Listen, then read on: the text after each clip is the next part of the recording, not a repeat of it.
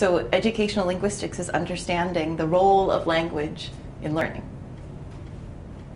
The way I kind of conceptualize it lately is thinking of sort of taking a repertoire approach to how people teach in the classroom. Like people have multiple repertoires or multiple like ways of speaking. So just the same way a musician may have like a classical repertoire and maybe a show tunes repertoire and a country western repertoire. They may be a lot better at the classical stuff, and if you ask them to play some show tunes, they could maybe pound a few out, but they might not be as good as it. The same way, the same kind of principle applies to using language.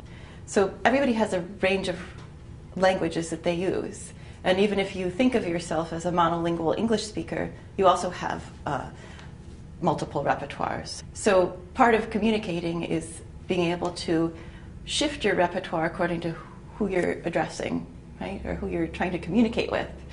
And you know, some people are more flexible in that way than others. And one way of thinking about teaching is to think about how can you get kids to understand their own repertoires and to expand them. And to be a good teacher, how can you make your own repertoire overlap with the repertoires of the kids so that you can both expand your repertoires. Right now my research takes place in Upper Darby. This Upper Darby High School is a high school where over 75 different languages are spoken. In that school I'm trying to see what does learning look like when students come to the classroom already knowing, say, 3 languages, having lived in at least 2 different countries. Right there I'm looking currently doing research in a classroom called English for English language learners. So it's the regular English literature curriculum that mainstream students take, but all the students in the classroom have been designated as English language learners. But they're all very advanced. They're capable of reading literature that most juniors and seniors read.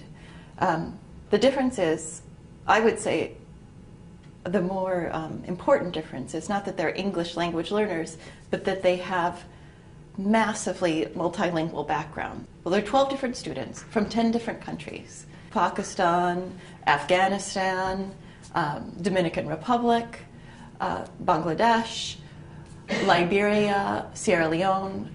The teacher himself is born and raised in Philadelphia, speaks English only, but he's fascinated with these kids. And he has some sort of gift where he brings them out and he makes them feel comfortable. Part of the way he does this is by making connections between his own repertoire and the repertoire of the students. I'm interested not only in how he gets the kids to make connections to his curriculum, but also something he does is try to understand what kids are looking at outside the classroom. For kids who are immigrants or transnational people who are multilingual, they're trying to figure out their own identities. How are they going to become like Americans, youth in the United States? And one of the main ways that they sort of wrestle with that problem is through mass media and popular culture. So popular culture is just like offering up all kinds of sort of raw material for them to pull out and craft their identities out of.